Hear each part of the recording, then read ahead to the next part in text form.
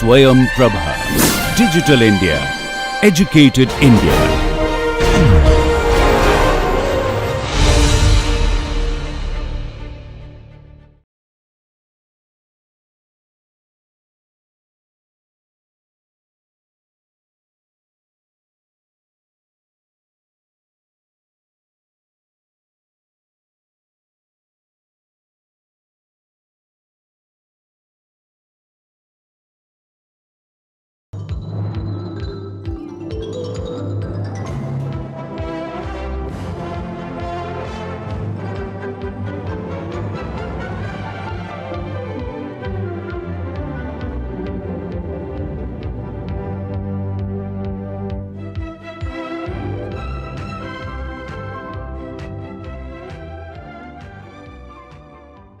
In the previous lecture, we discussed about the inelastic seismic response of 2D and 3D multi-story frames.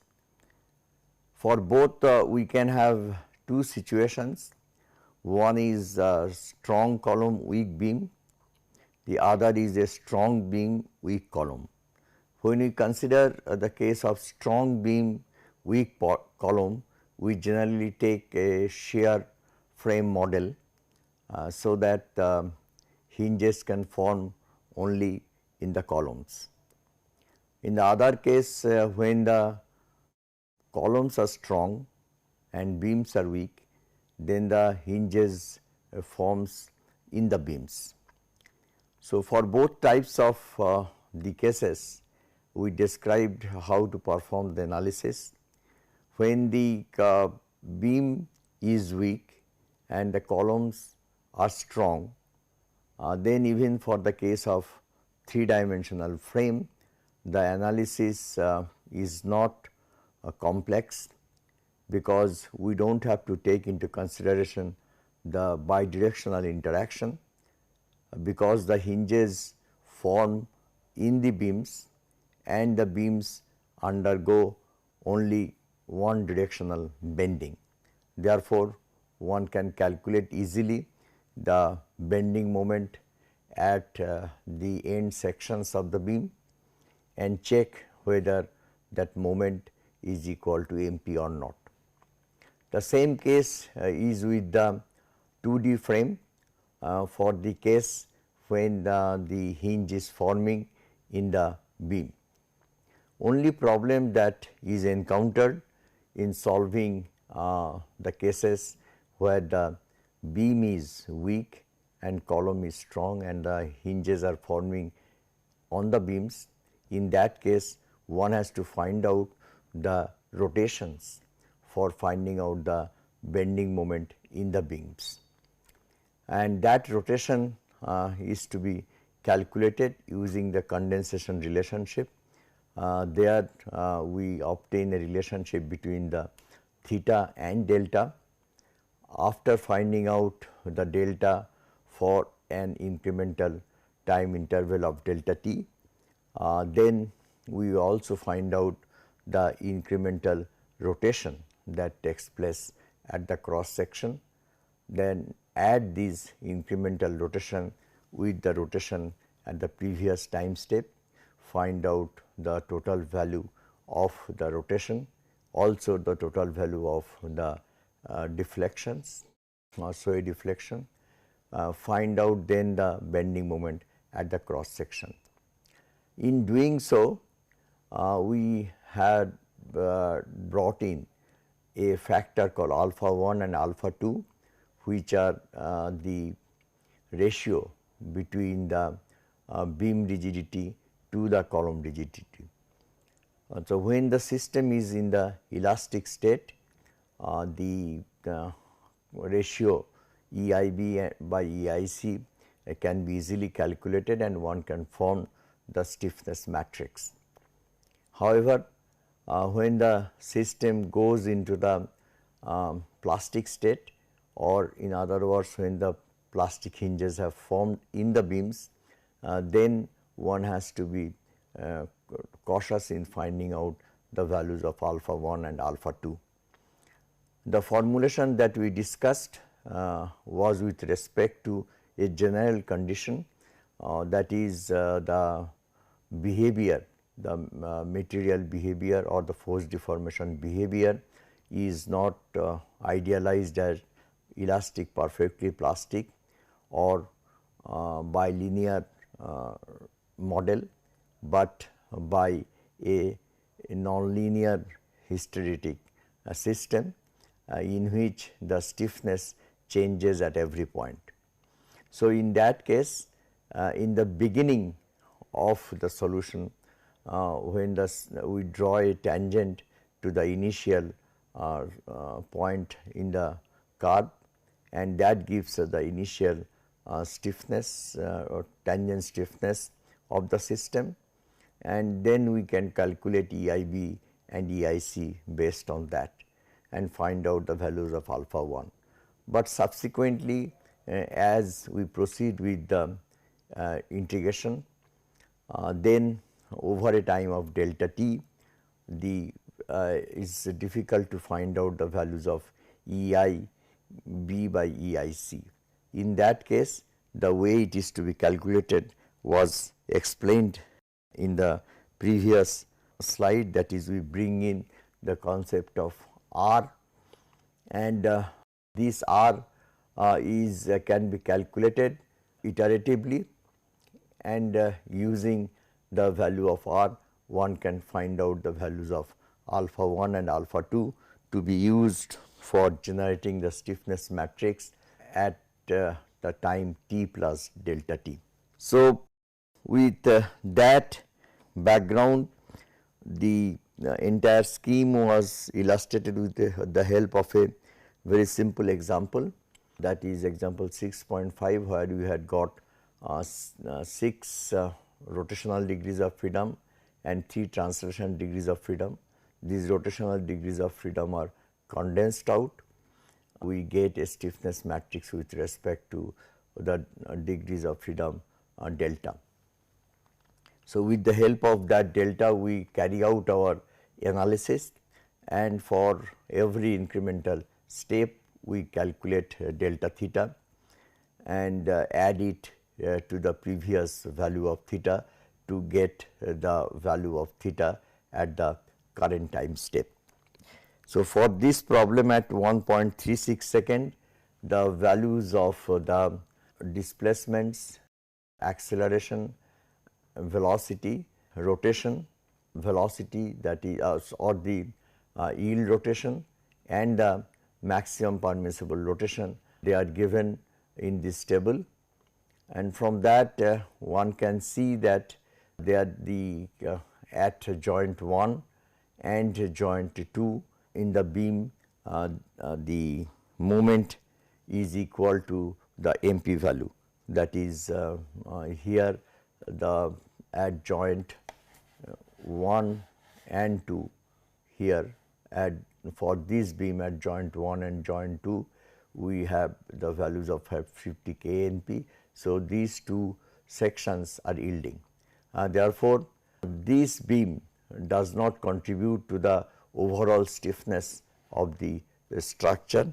So, therefore, we said that to 0 in obtaining the stiffness matrix of the system, and that is how we calculated the total stiffness matrix of the system, which is shown here, and from that stiffness matrix we calculated the condensed stiffness matrix, which is a 3 by 3 stiffness matrix. With that stiffness matrix K delta, we now calculate the incremental displacement for the next increment of the delta t. So, this was the scheme and for the calculation, and therefore, we see that at every instant of time t, we have to check in the beam members whether there is a plastic moment is there at a particular cross section, and if there is a plastic moment coming at a particular cross section, then we assume for the next analysis a simple hinge at that particular cross section and carry out our solution with a modified stiffness matrix Kt. And how to take care of the case when the bending moment at a particular time exceeds the value of MP, then how to rectify that was also discussed. The same concept will be subsequently discussed in connection with the pushover analysis, that is the subject of our discussion today. Now, pushover analysis is one of the very popular method of nonlinear analysis, or rather static equivalent nonlinear analysis, that is performed for earthquake loading. In fact, the way the response spectrum method of analysis is a very good equivalent static load analysis for earthquake forces. In the same fashion, the pushover analysis is a very good nonlinear static analysis for the inelastic dynamic analysis for earthquake forces. The pushover analysis is carried out for many purposes. The chief among them is the pushover analysis for finding out the behavior of the structure at the inelastic stage during the earthquake. That is the inelastic analysis that we carry out for the earthquake forces. That inelastic dynamic analysis is replaced by a equivalent and static nonlinear analysis that I mentioned before. Second thing is that for finding out the performance criteria of the structures in the inelastic range, that also is obtained with the help of a pushover analysis or equivalent static pushover analysis. That helps designers to understand the different states, inelastic states of the system when the structure goes into the inelastic zone during earthquake, and one can specify certain criteria like immediate occupancy criteria or failure criteria, etc. Therefore, attaching some kind of performance level of the structure in the inelastic state. This is also known as the performance based analysis and design, and it is routinely carried out for most of the multi degree of freedom systems, especially the multi-story building frames, in order to find out or assess the performance level of the structure in the inelastic state. The pushover analysis is incorporated in most of the standard softwares that are available these days, like SAP 2000 or the ANSYS or Abacus. For all these softwares, we have pushover analysis, and these pushover analysis requires some kind of data in the beginning, and we will describe what are the kind of data that is needed for performing the pushover analysis. The pushover analysis provides a load deflection curve, a single load deflection curve, and that single load deflection curve gives us an information about the state of the system after yielding, but the system is then idealized as if as a single degree of freedom system. So, in an overall sense, the behavior of the structure in the inelastic range is understood using the pushover analysis. So, the main thing that the pushover analysis provides is a single load deflection curve from zero loading to the ultimate failure state. Load is representative of equivalent static load taken as a mode of the structure, and total load is conveniently taken as the base shear.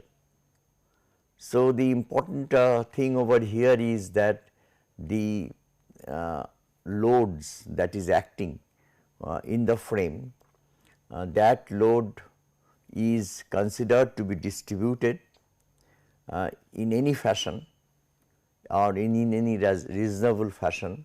However, one prefers for the earthquake analysis that the load should be in accordance with the mode shape, or in other words, according to the shape of the first mode, the loads are distributed.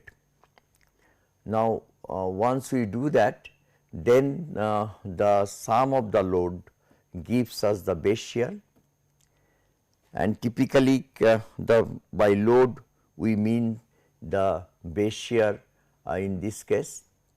The deflection may be represented by any deflection, however, it can be conveniently taken as the top deflection of the structure. So, the pushover analysis finally provides us a load deflection curve where load is the base shear and the deflection is the top displacement of the frame. Now, the pushover analysis can be force or displacement control depending upon whether we increment the force or increment the displacement. So, what we do is that either we gradually increase the displacement in the structure and look into the behavior of the structure, or we increment the force and then we study the behavior of the structure. For both, incremental nonlinear static analysis is performed, and for that what we require is the K matrix, which is a transient K matrix. That is what that means. This K matrix goes on changing with deflection, but over an incremental displacement we assume that the stiffness or the transient stiffness matrix, that does not change.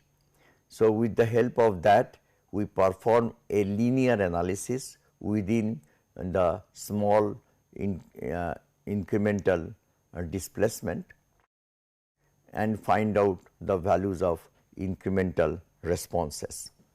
The matrix at the beginning of each increment is obtained to find out the response for the over that increment. That is, if the increment is at a deflection level of delta 1, then for the response at delta 1 plus delta, we use the stiffness matrix that is developed at a deflection stage of delta 1. However, this may have to be modified in certain cases. Those modifications we will describe little later. The displacement control pushover analysis is preferred in most of the cases because the analysis can be carried out up to a desired displacement level.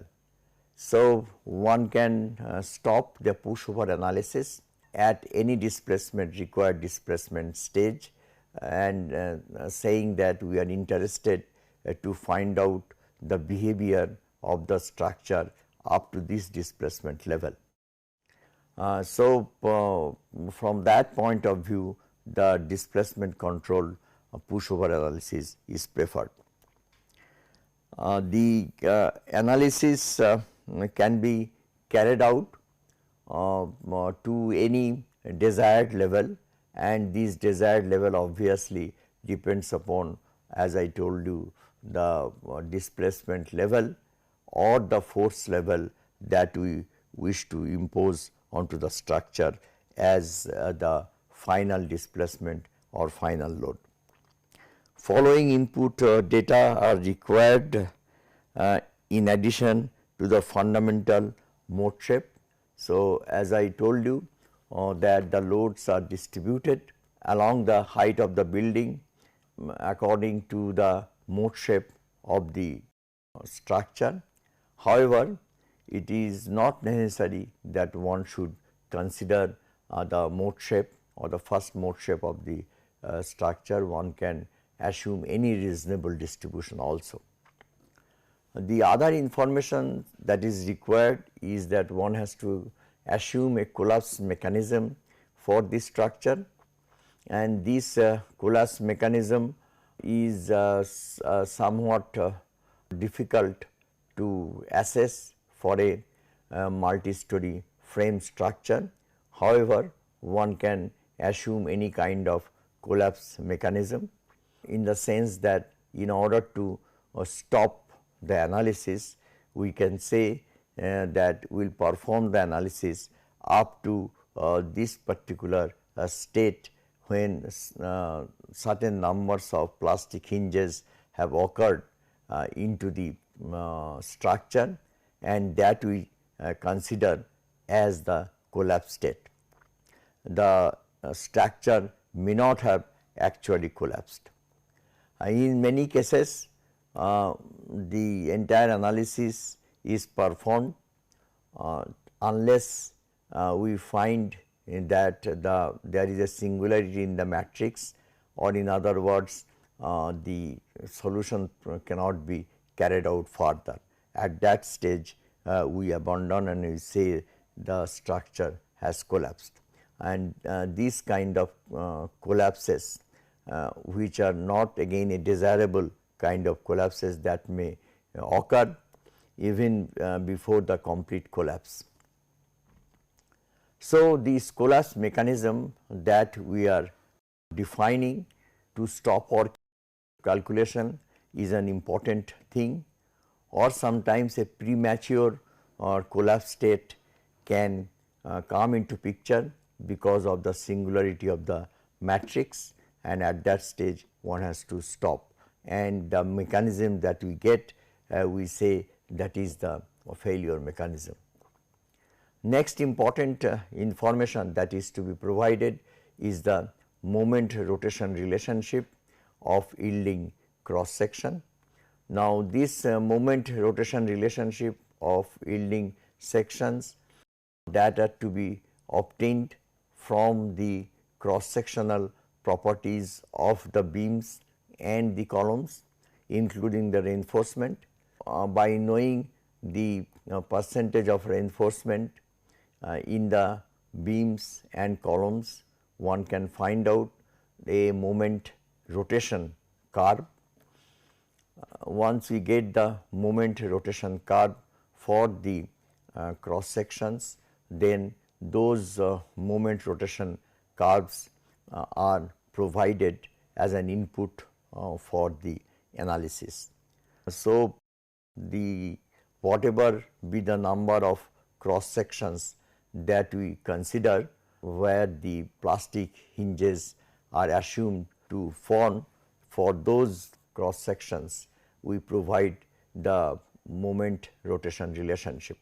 Next input that is necessary is the limiting displacement, and now the limiting displacement may be provided so that either we cut off our analysis before the complete collapse.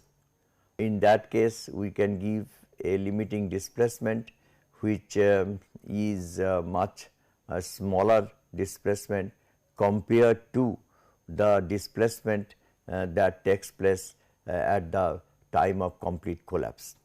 So, in order to trace the complete load deformation or load displacement curve, that is up to the collapse state, we assume some kind of displacement which is generally a large displacement, and give it as an input to the structure, so that the solution automatically stops before all the actual displacement that we have provided is achieved.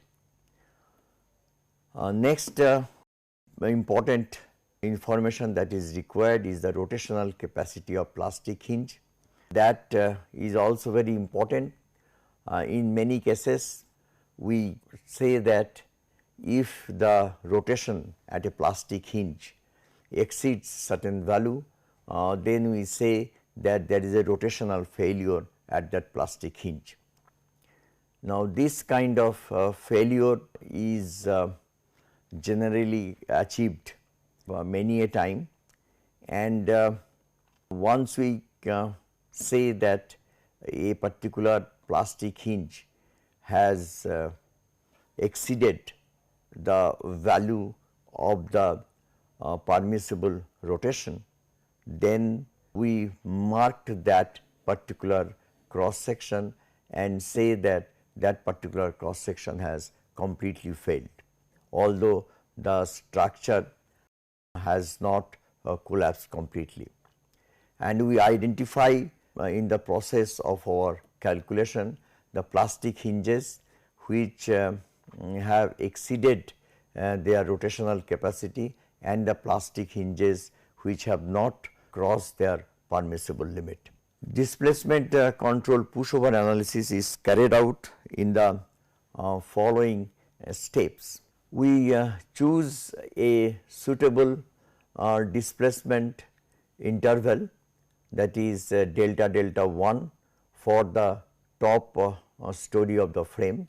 Corresponding to this delta delta 1, we find out the delta delta 1 at different levels of the frame, that is for the rth level, the value of delta delta 1 r is equal to delta delta 1 multiplied by the mode shape coefficient for that particular or rth floor.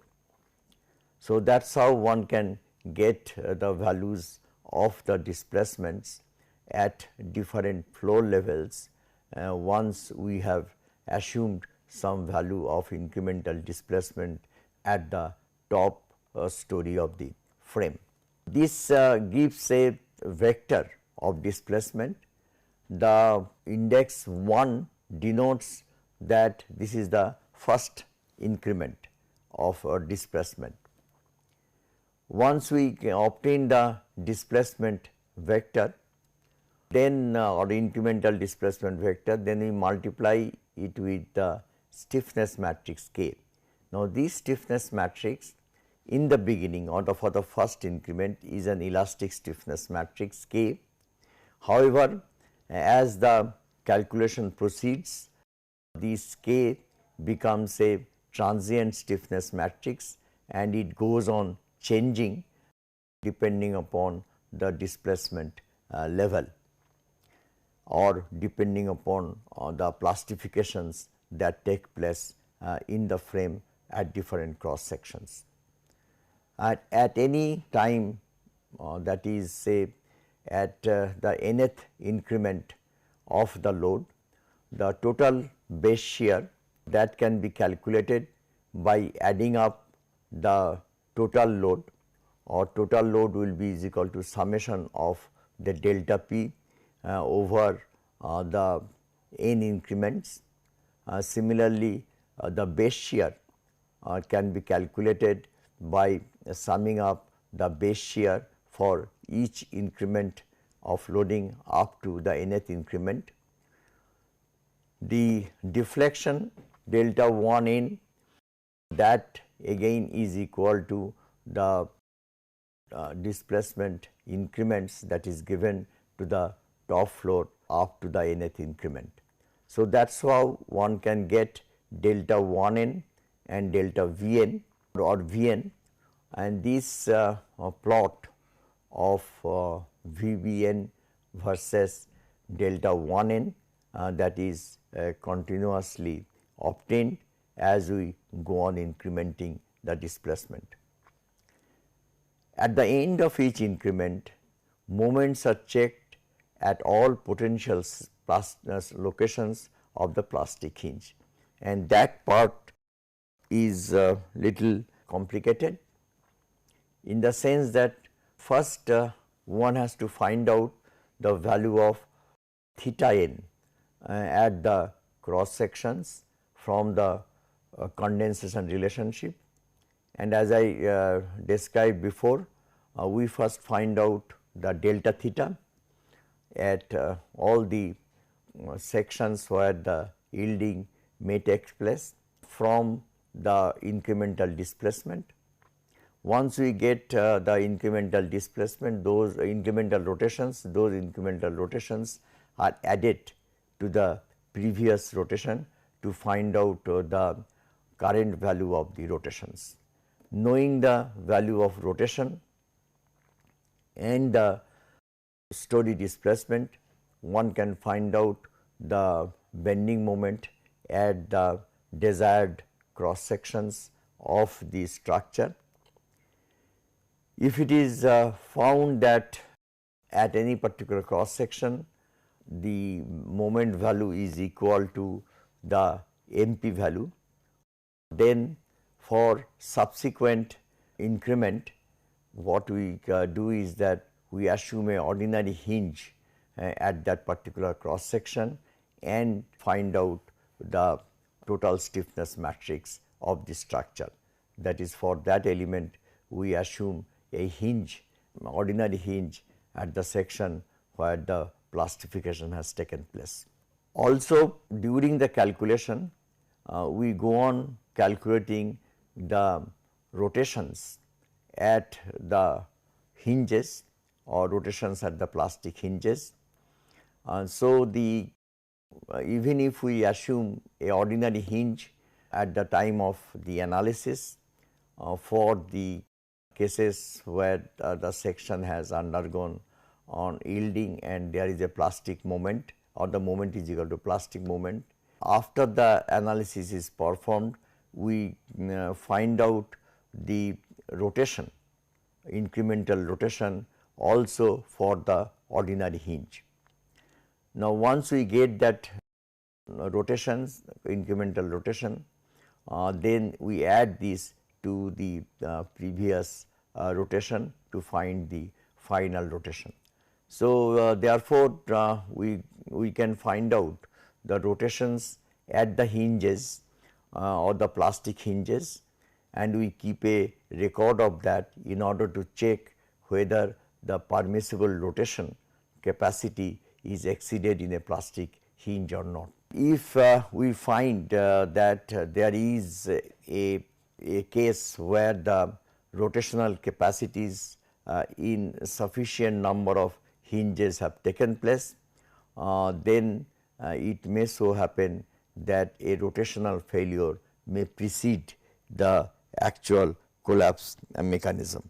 The VV versus delta 1 is traced up to the desired displacement level or the collapse state.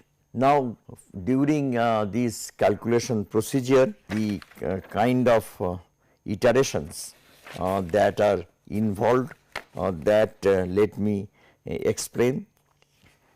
First iteration is that as we go on incrementing the displacements at a particular level, then say we take delta 1 and from this delta 1 we construct the delta 1 vector. With that delta 1 vector we get the delta p vector, then check for the mi, that is the moment at the cross sections, the desired cross sections where the plastic hinges are likely to form, and check whether the moment there is greater than MP or not. the moment being just equal to MP is a rare case.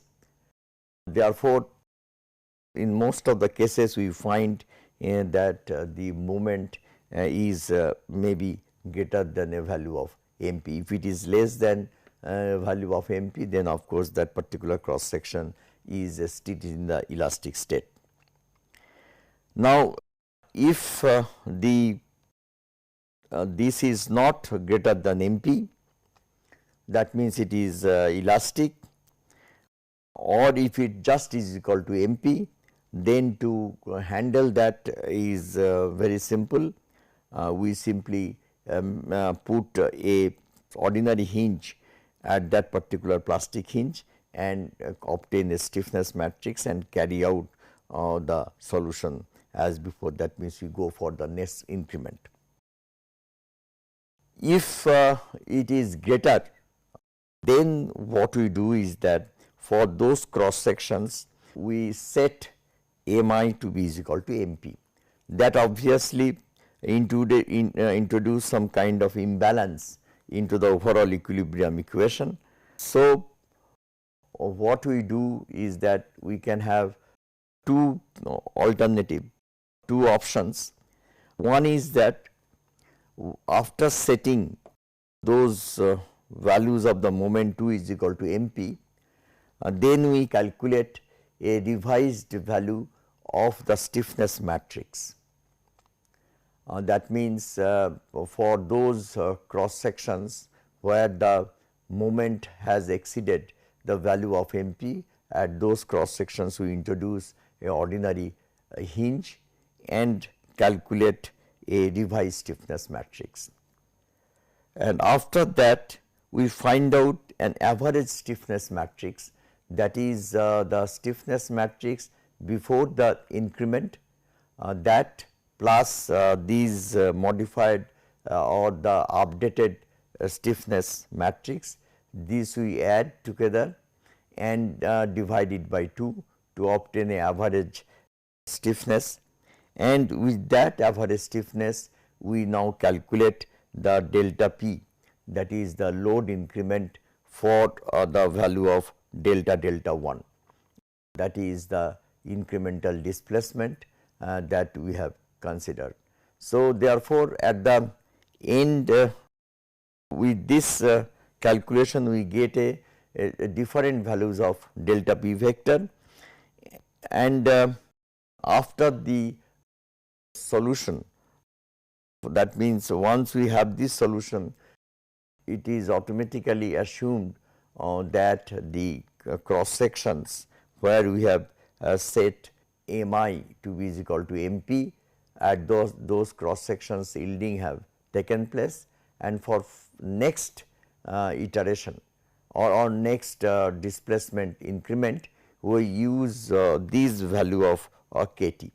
So, in this way one can perform an iteration, or an iteration may be required whenever the bending moment is exceeding the value of MP at any particular cross section. The other way is to proportion, as I told you before in the inelastic analysis, that is the value of the MPs that is obtained after the solution. Those out of that we take the value of MP which is the largest one, and this is done for the case when more than one sections have moments greater than the value of MP. So, there we take the greatest value of the MP, and then we proportion the incremental displacement in such a way that the bending moment at that particular cross section just become equal to MP. In that case, what will happen for that particular cross section, Mi will be simply is equal to MP.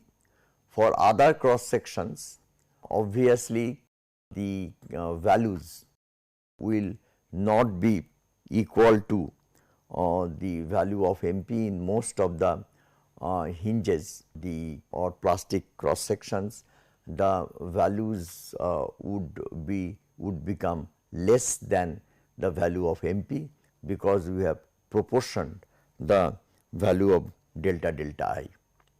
However, these proportioning may not always lead to all sections having a value of M less than MP.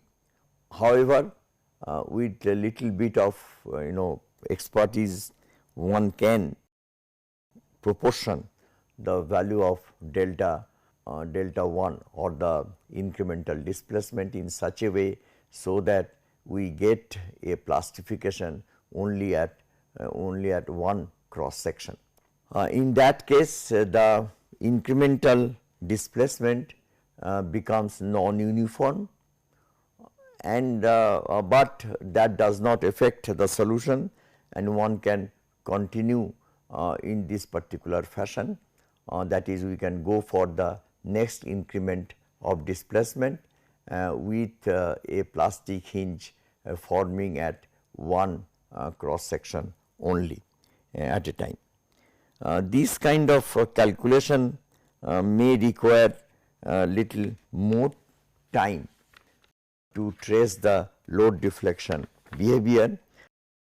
It is better that one goes for an average stiffness technique to take care of this kind of situation. The problem of a frame is solved here using the pushover analysis. This is the moment rotation curve for a particular beam, and we can see that we are specifying it will not be QI and QC, it will be theta y and theta c. Theta y indicates the yield rotation, and correspondingly we define a yield moment, and theta c is the rotational capacity or the maximum rotation that we allow at the plastic hinge. The properties of the frame is given over here. We see that we have grouped the cross sections in C1, C2 and B1, B2. C1, C2 are the two groups of columns, and B1 and B2 are the two groups of the beams. So, from the ground first floor and second floor level, we have one kind of cross section, and then their MY value is given, and the corresponding yield rotation is given, and the last column shows the rotational capacity for that particular cross section. Second group is at third, fourth, fifth and sixth story levels. There we have a reduced B and D, and therefore the yield moment is also reduced. The rotation, permissible rotation is given, that is the yield rotation is given, and the maximum rotation that is allowed that is also provided. In the same way, the B1 and B2, that these two groups of the beams, for that the dimensions and the other required values are given over here. One can see that there is a change in cross section for B1 and B2 level. The solution provides us a result like the one which is shown over here. The different displacements and the corresponding base shear that are shown in the tabular form over here, and the plastic hinges that has taken place at different levels of displacement that has been noted down. That is 1, 1, 2, 1, 2, 3, 1, 2, 3, 4, 1, 2, 3, 4, 5 and so on. And when we come to the last value, then we see that there are sufficient number of sections where plastic hinges have taken place. If we look into the base shear, we can see that base shear is increasing up to 346, that is the last but one row, not last but one row, above 2. This is the value which has the maximum value of the base shear, and after that the base shear drops down to 307, and then it slightly increases 308. The base shear versus displacement plot is shown over here, and this goes on increasing, and this value is about 346, and then there is a drop in the displacement or the base shear. This is the distribution of the lateral forces that is considered along the height of the building. This kind of mode shape is assumed for the analysis. So, one can get a plot like this from the pushover analysis, and if we go up to the state of collapse. The plastic hinges that were traced and shown in the table, they are shown over here, and one can see that the 17 plastic hinges have occurred, and at that stage the solution had to be stopped, or the calculation had to be stopped. The reason for this is that if we look at this particular joint, we find that the plastic hinges are forming at all the 4 cross sections surrounding this joint. As a result of that, there is a rotational failure that has taken place at this particular joint, and because of this rotational failure, the stiffness matrix became ill conditioned, and therefore the calculation had to be stopped.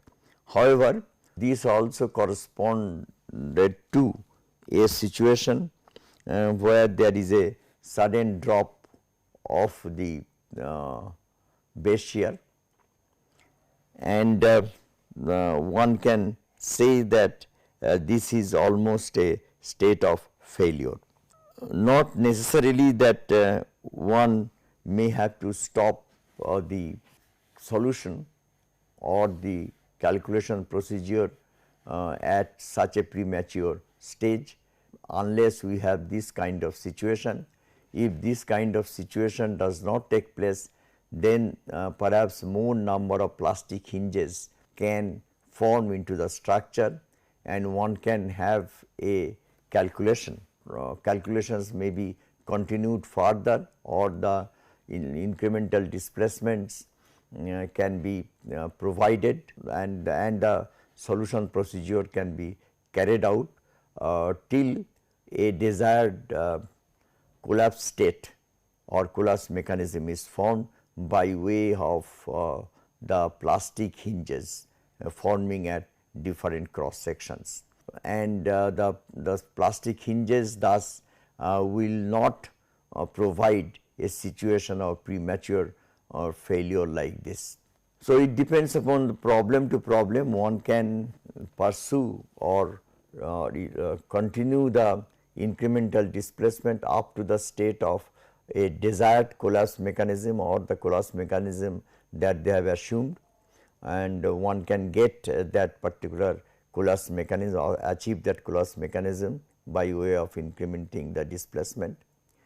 It may so happen that one may not go or may not be able to go up to that state.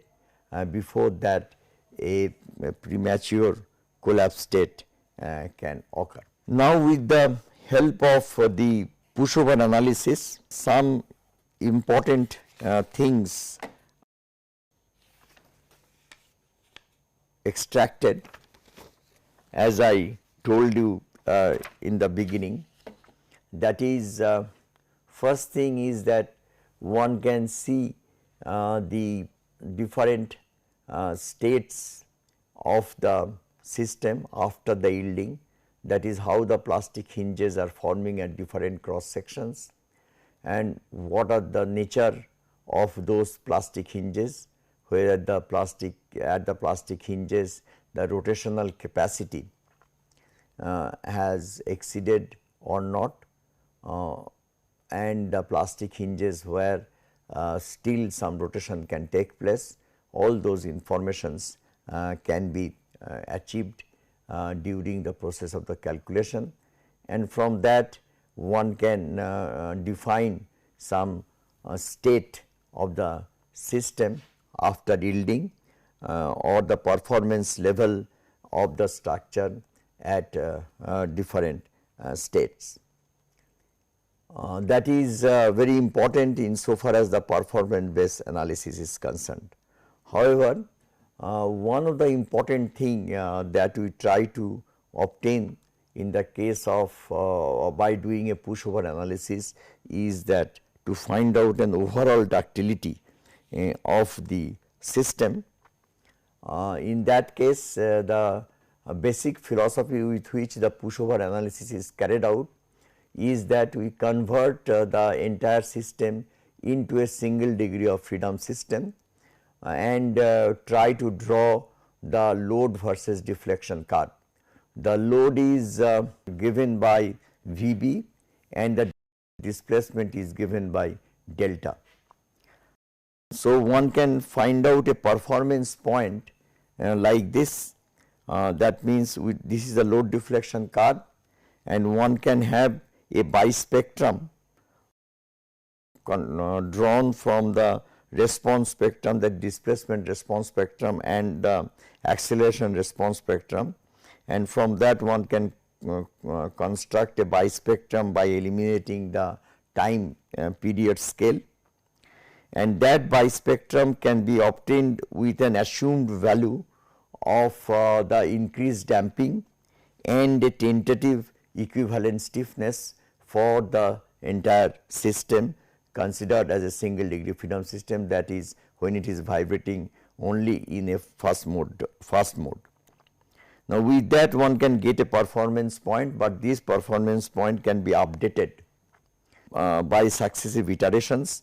That is, once we get a particular performance point, then one can find out a revised value of the equivalent stiffness, and the equivalent damping can be obtained from the loop, hysteresis loop, giving this value of maximum value of displacement, and get a revised value of equivalent stiffness and damping, and find out another bispectrum curve. So, that way we can go on doing this particular iteration till we find that the performance point that is achieved in two successive iterations are the same, and from there one can obtain the value of the ductility, required ductility, that is the maximum displacement that we obtain divided by the elastic displacement, that is when the structure first gets into the inelastic state or the first plastic hinge is formed, that is taken as the yield displacement, and delta becomes the final displacement. Ratio between the two gives a overall ductility for this system.